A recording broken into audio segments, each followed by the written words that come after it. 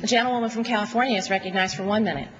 I thank the gentleman for yielding and thank him for his leadership on behalf of ensuring America's children, and also commend the distinguished chairman of the Energy and Commerce Committee, Mr. Dingell, for his leadership on this important subject.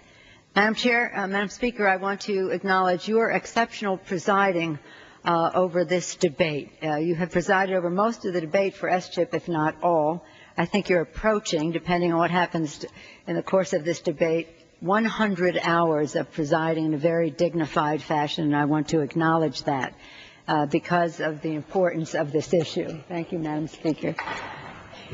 All year we've been talking about the subject of how we make America healthier, how we bring many more children who are eligible to be enrolled in the state children's health insurance program. We've had the debates. We've had the outside advocacy of the March of Dimes, of Easter Seals, of the AMA, of the AARP, of Families USA, of the YWCA, of Catholic Hospital Association, almost any organization that you can name that has anything to do with the health of the American people has endorsed the legislation that we have before us. It is important to the children, to their families, to their communities, to the economic stability of their states, which have to provide health insurance for these children. In the last few days, we've all been working together in a bipartisan way to come up with a stimulus package. The recognition that we need a stimulus package points to the need further for this SCHIP legislation to become law. Let's make our working in a bipartisan way on the stimulus package a model for how we approach other issues as well. This SCHIP package has had strong bipartisan support from the start in the House and in the Senate. In fact, the Senate has a veto-proof majority. Senator Hatch and Senator Grassley have been major architects of this legislation, two very distinguished Republican leaders in the United States Senate. The issue comes down to what is happening in America's households today. Unemployment is up. Housing starts are down. The price of gasoline and food and health care is up.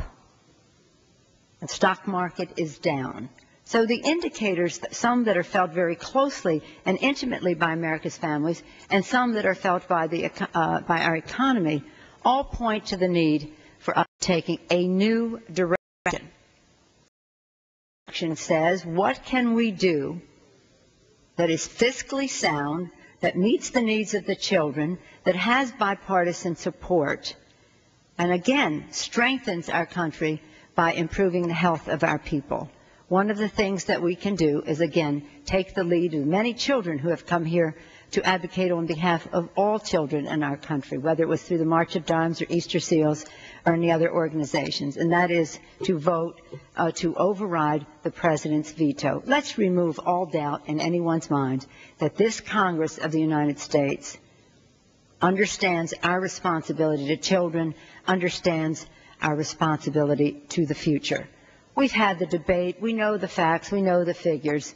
It's just a decision that people have to make about what is inside of them, about what their priorities are.